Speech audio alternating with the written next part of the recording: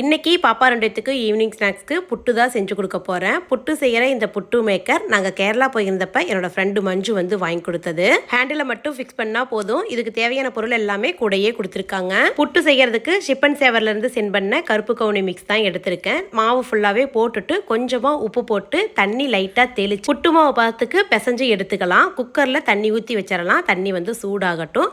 கீழே ஒரு லேயருக்கு தேங்காய், அதுக்கு மேலே புட்டு மாவு, அதுக்கு மேலே தேங்காய், அது போல் நான் வந்து ஃபில் பண்ணிக்கிட்டேன். இது வரைக்கும் புட்டெல்லாம் நான் செஞ்சதே கிடையாது. இதுதான் ஃபஸ்ட் டைம். கேரளா போயிட்டு வந்ததுக்கப்புறம் சாப்பிடணும்னு தோணிட்டே இருந்தது.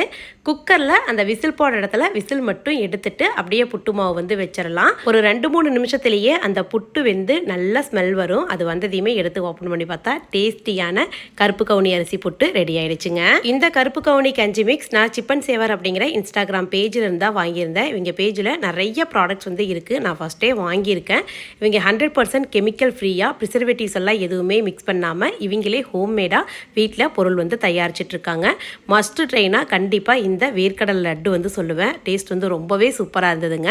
குழந்தைங்களுக்கு ஒரு ஹெல்த்தியான ஈவினிங் ஸ்நாக்ஸ் வந்து கொடுக்கணும் அப்படின்னா கண்டிப்பாக இவங்க பேஜை விசிட் பண்ணி பாருங்கள். இவங்க நம்பர் ஸ்க்ரீனில் தரேன். இன்ஸ்டாவில் ஐடியா கொலாபரேட் பண்ணுறேன். புட்டு ரெடியானதையும் சன்சி அதுக்கு மேலே இன்னும் கொஞ்சம் தேங்காய் பூ, நாட்டு சக்கரை எல்லாமே சேர்த்து மிக்ஸ் பண்ணி கொடுக்க சொன்னால் அப்படியே பாப்பா 2 கொடுத்துட்டு ஆஃபீஸில் வேலை செய்கிற பிள்ளைங்களுக்கும் கொடுத்துட்டு எல்லோரும் சேர்ந்து சாப்பிட்டோம்.